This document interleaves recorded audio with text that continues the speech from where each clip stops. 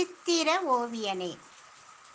எத்திரை மறைவிலும் நித்திரை மறவாத சித்திரை கலைநயம் சிந்தனை சீர்குணமே. மூத்திர பைதனே மூப்பிலும் மாற்றாத நாத்திக வாழ் மனிதன் நாவில் நவில்வது ஆத்திர காரனுக்கு அறிவிலி செயலென சித்திர வராக அலங்கார தாடியுடன் பத்திரமாய் படைப்பினில் பாத்திரம் கொண்டார் சத்தியம் தவறாத சூத்திரவாதியோ. கத்தி எடுத்தவர் குத்தி கிழித்தாலும் புத்திக்கு எட்டுமா புனர்சென்ம பதரே. புத்திக்கு எட்டுமா புனர்சென்ம பதரே.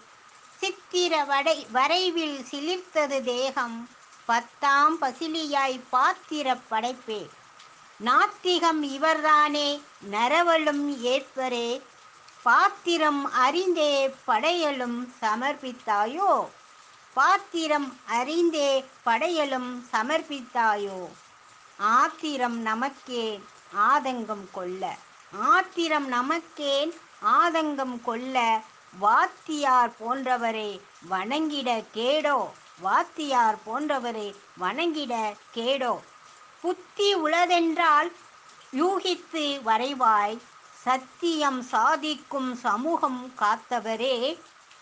புத்தி உளதென்றால் யூகித்து வரைவாய் சத்தியம் சாதிக்கும் சமூகம் காத்தவரே.